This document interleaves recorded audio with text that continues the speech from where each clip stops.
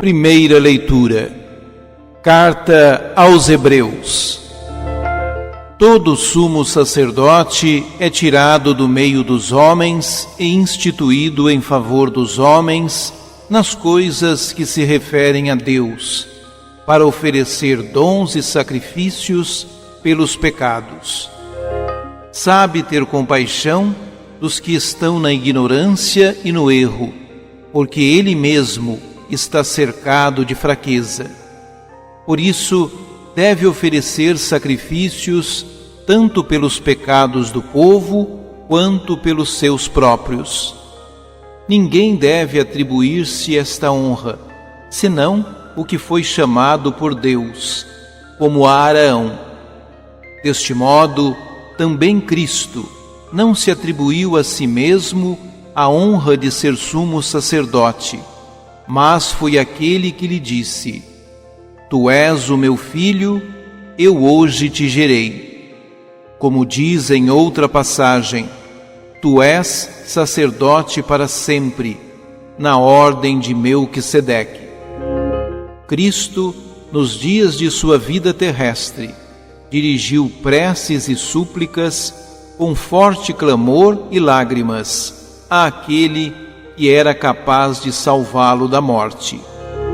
E foi atendido por causa de sua entrega a Deus. Mesmo sendo filho, aprendeu o que significa a obediência a Deus por aquilo que ele sofreu. Mas, na consumação de sua vida, tornou-se causa de salvação eterna para todos os que lhe obedecem. De fato, ele foi por Deus proclamado sumo sacerdote na ordem de Melquisedeque. Palavra do Senhor. Graças a Deus.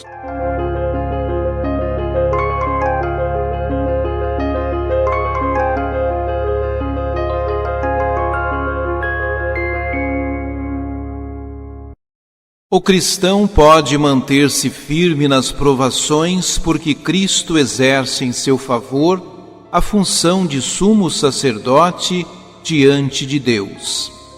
O autor começa por apresentar as características do sumo sacerdote do Antigo Testamento, chamado de entre os outros homens para intervir em favor deles diante de Deus, capaz de compreender os homens porque ele mesmo é homem, recebeu essa missão do próprio Deus. Depois, a começar pela última característica, demonstra que Jesus é o único e o sumo sacerdote da nova aliança, escolhido por Deus, de quem também é filho, possui um sacerdócio eterno. A sua misericórdia para com os homens leva-o a oferecer-se a si mesmo, apesar de não ter pecado, abrindo o caminho da salvação eterna para todos os homens. Assim chegamos ao centro da carta aos Hebreus, onde o autor nos apresenta Cristo no momento em que oferece ao Pai a sua vontade de partilhar o sofrimento humano até à morte de cruz. Com orações e súplicas, com grande clamor e lágrimas, realiza a oferta de si mesmo e agrada ao Pai pela respeitosa submissão à sua divina vontade. Então, o Pai torna-o perfeito, isto é, capaz de obter a salvação para todos aqueles que acolhem a sua palavra.